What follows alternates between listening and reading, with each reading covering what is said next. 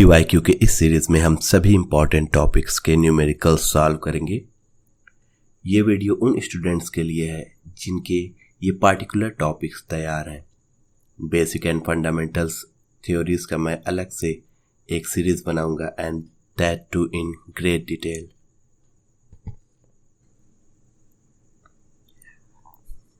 Hello everyone, आज के session में हम सॉल्व करेंगे previous year questions from 2024 to 2014 और इसमें वैरायटी ऑफ क्वेश्चन सॉल्व करने की कोशिश करेंगे और साथ ही कोशिश करेंगे कि किसी पार्टिकुलर क्वेश्चन से रिलेटेड और कितने वेरिएशंस आ सकते हैं उसको समझने का। So let's get started with our first question. तो पहले क्वेश्चन में कह रहा है कि a body of mass m thrown horizontally with velocity v from the top of a tower of height h touches the ground at a distance 100 meter from the foot of a tower. A body of mass 2m कह रहा है, लेकिन हमें पता है कि उसके मास से उसके रेंज और मैक्सिमम हाइट पर कोई भी फर्क नहीं पड़ता है। ओके, सो ये बस क्वेश्चन हमें कंफ्यूज करने के लिए ये बोला है। और विथ वेलोसिटी v/2, हाँ इससे फ़र्क पड़ने वाला है, लेकिन इस बार हाइट 4h से फेंका है तो पूछा कि अब डिस्टेंस कितना हो जाएगा। तो बेसिक से स्टार्ट करते हैं। It's basically projectile motion from height when it is given a horizontal velocity. तो जब हम किसी प्रोजेक्टाइल को हॉरिजॉन्टल वेलोसिटी देते हैं हाइट h से, तो रेंज का एक इक्वेशन हम निकाल लेते हैं। और रेंज निकालने के लिए हमें पता है कि ये डिपेंड करेगा टाइम ऑफ फ्लाइट पे। तो सबसे पहले टाइम ऑफ फ्लाइट निकालते हैं।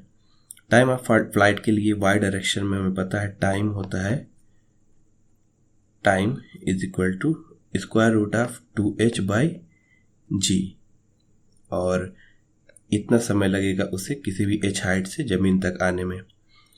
तो यहाँ पे रेंज हो जाएगा uxt इंटू टाइम, और uxt की वैल्यू यहाँ पर दी हुई है। जब इसे स्पीड v से फेंका गया था, इनिशियल स्पीड v थी, तो v इंटू t। सो रेंज का यह फार्मूला है, और रेंज का फार्मूला हो जाएगा पहला वाला range r1 will be equal to velocity v into time, जो कि होगा स्क्वायर रूट ऑफ 2h/g। तो अब दूसरी बार जब फेंका जाएगा हाइट चेंज करके और स्पीड चेंज करके, तो जो नया रेंज होगा वह होगा स्पीड नया वाला, that is v/2 into time, और अब टाइम हो जाएगा 2h, और यहाँ पे हाइट जो है इस बार 4 टाइम्स है इनिशियल का, तो यह हो जाएगा 4h/g।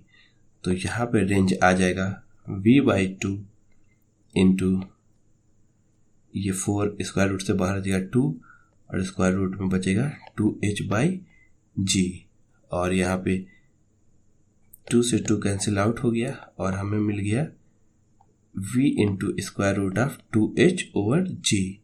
तो यहाँ पे हम देख सकते हैं कि जो दूसरा वाला रेंज आया है वो v into square root of 2h/g है, और वही इनिशियल रेंज भी था, तो इसलिए रेंज में कोई भी परिवर्तन नहीं होगा। तो यहाँ पे हम कह सकते हैं कि r1 will be equal to r2, और यह होगा इनिशियल जितना रेंज था 100 मीटर।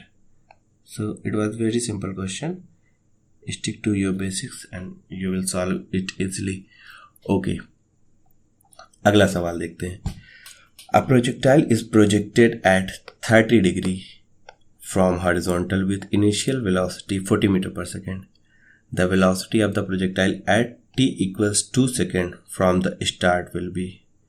2023 में यह क्वेश्चन पूछा गया है। ओके, तो कोई भी प्रोजेक्टाइल है यहाँ पर, तो प्रोजेक्टाइल मोशन में स्पीड 40 मीटर पर सेकेंड था। इसके दो कंपोनेंट्स हम बना लेंगे, ux और uy। 40 मीटर पर सेकेंड से 30 डिग्री पे लॉन्च किया गया है, तो ux जो होगा u cos 30 means 40 into cos 30 root 3 over 2 that is 20 root 3। इसी तरह से u sin 30 uy होगा और यह होगा 20। सो हमें यहाँ ux और uy हमेशा निकाल लेना चाहिए। और अब पूछ रहा है कि आफ्टर 2 सेकेंड वेलोसिटी, तो हम देख रहे हैं कि इसका y डायरेक्शन में स्पीड 20 मीटर पर सेकेंड है, तो यह ऊपर जाते ही 2 सेकेंड में मैक्सिमम हाइट तक पहुंचेगा। कैसे पता? t equals uy over g, so here we can write that uy is 20 divided by 10। so 2 second में यह अपने हाईएस्ट पॉइंट पर होगा, और हाईएस्ट पॉइंट पर वर्टिकल कंपोनेंट ऑफ वेलोसिटी 0 होता है, तो इसके पास बस होगा हॉरिजॉन्टल कंपोनेंट ऑफ वेलोसिटी जो कि हमेशा सेम होता है, तो ux डैश भी ux होगा।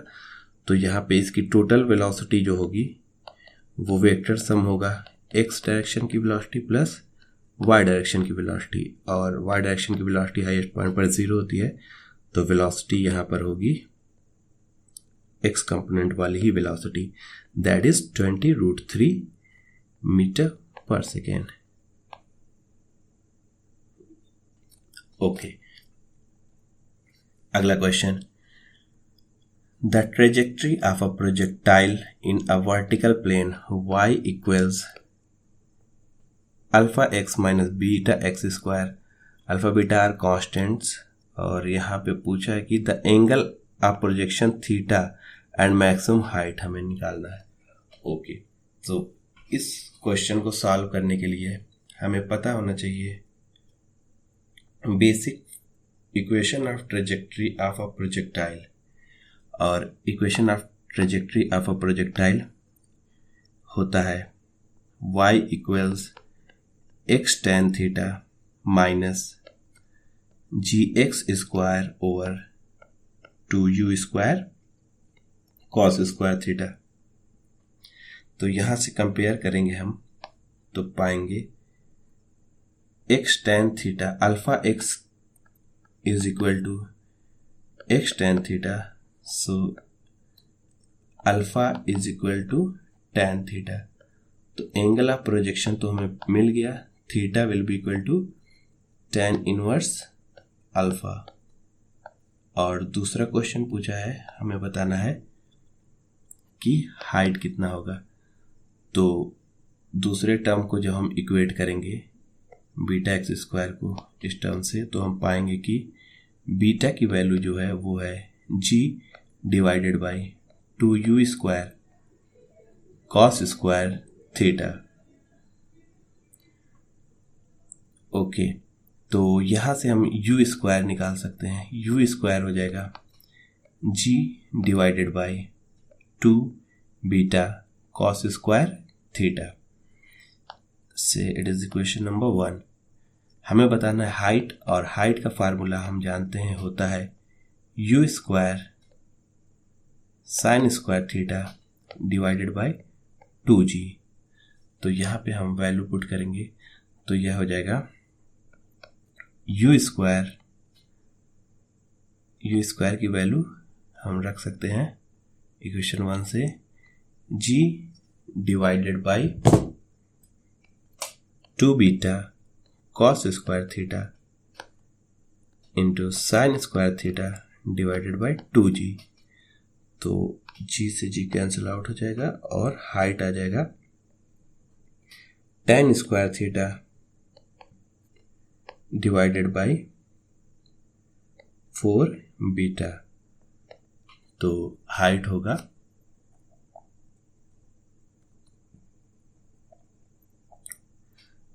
Ten square theta upon 4 beta.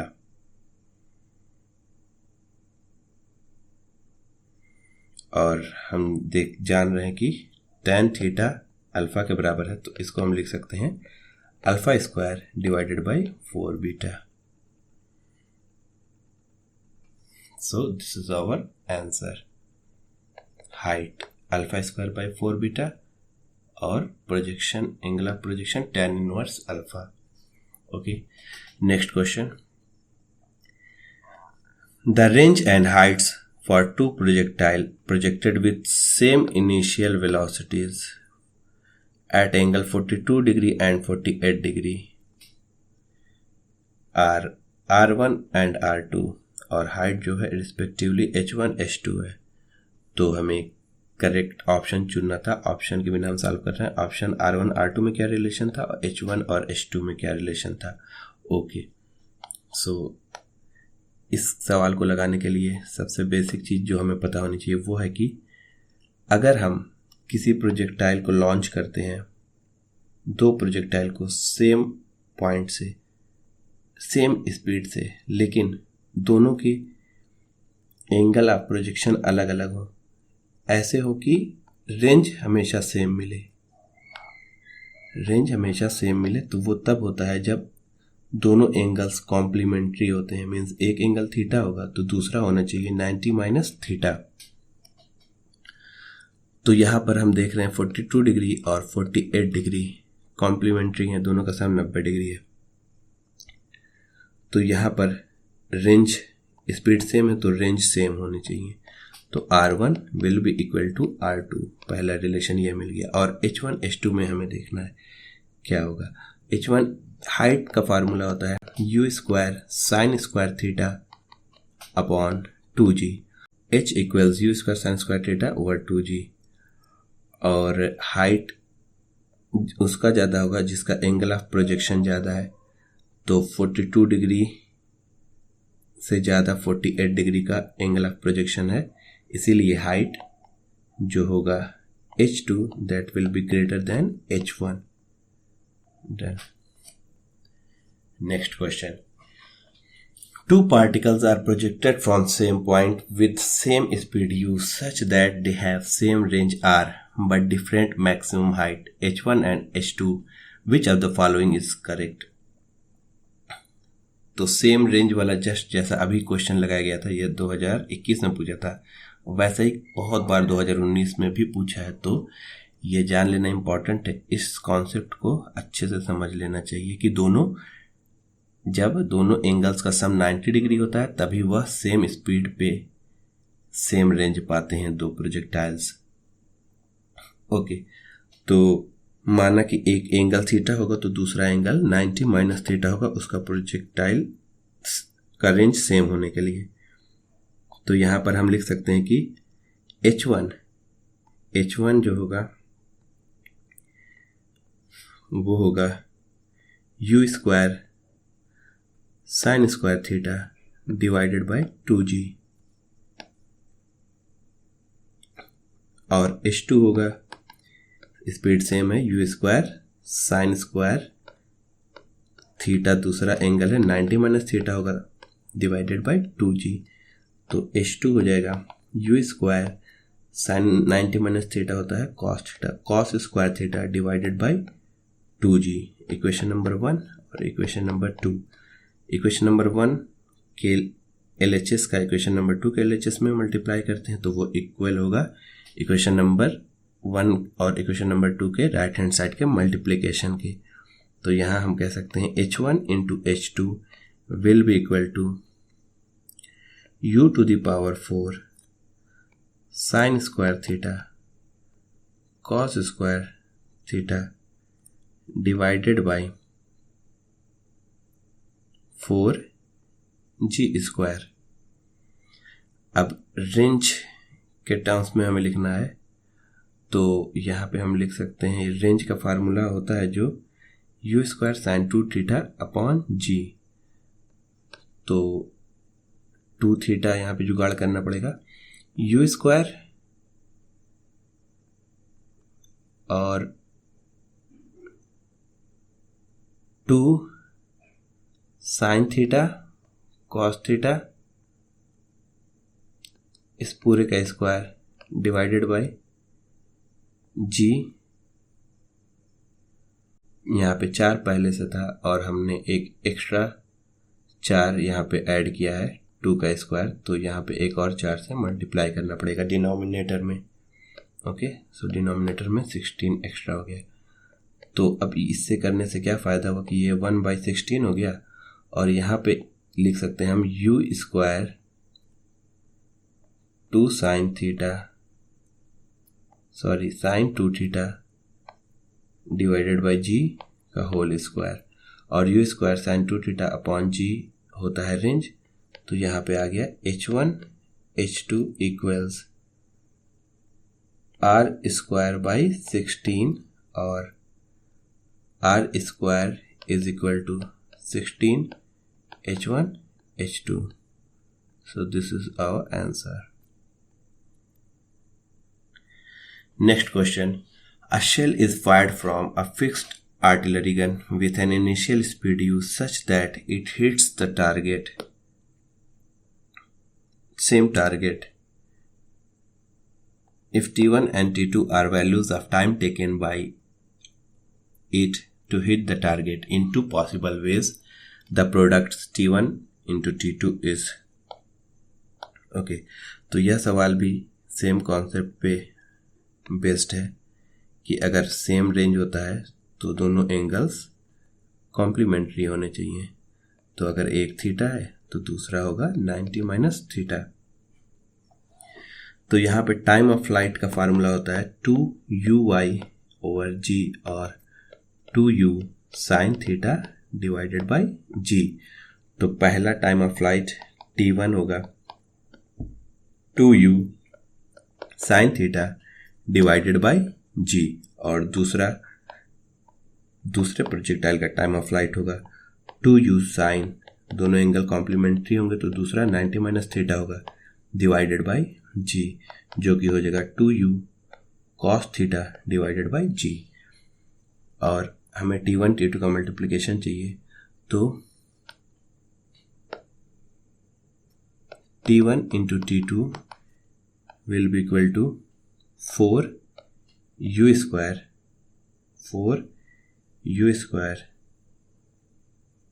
sin theta cos theta divided by g square. यहाँ पे भी जुगाड़ करना होगा, तो यहाँ पे u square into 2 sin theta cos theta एक साथ कर दिया, और यहाँ पे बचा 2 बाई जी। और ऐसा करने से ये हुआ कि ये 2 sin थीटा cos थीटा जो है वह sin 2 थीटा हो गया, तो ये u square sin 2 theta upon g हो गया रेंज। तो t1 into t2 is equal to 2r by g. तो t1 into t2 2r by g is the answer. Option D is correct answer. Next question 2014 का question है। इस बार थोड़ा अलग दिया है और कहा है कि a position of a projectile launched from the origin at t equals 0 is given as this is position vector at t equals 2 second if the projectile was launched at angle theta from the horizontal then theta is okay. अच्छा question है ये, कुछ नया है। तो यहाँ पर position vector दिया हुआ है। पोजीशन वेक्टर का मतलब कि x कोऑर्डिनेट जो x डिस्प्लेसमेंट है वह है 40 मीटर और जो y डिस्प्लेसमेंट है वह है 50 मीटर। g10 लेना है। तो यहाँ पे हम प्रोजेक्टाइल को हमेशा सॉल्व करने के लिए दो इंडिपेंडेंट एक्सिस में हम सॉल्व करते हैं। तो x एक्सिस के लिए लिखते हैं x equals u x T plus half of a x T square. x direction में कोई भी एक्सेलरेशन नहीं होता है, तो x equals u x T और ये x डायरेक्शन में 40 मीटर चल चुका है, तो 40 मीटर चल चुका है। तो यहाँ पे हम लिखेंगे 40 equals u x into time 2 second में ऐसा हुआ है तो 2। तो यहाँ से u x comes out to be 20 metre per second. और y डायरेक्शन में जब हम सॉल्व करेंगे y equals u y t plus half of a y t square.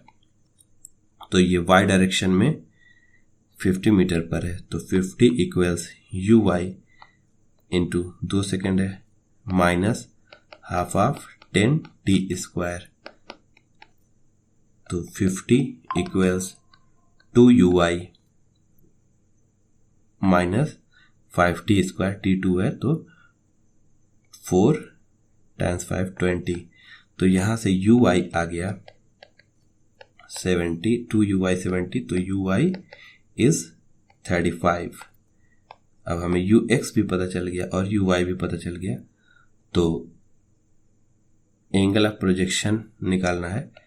तो tan theta is equal to uy by ux, so uy is 35 over 20, that is 7/4. So theta equals tan inverse 7/4.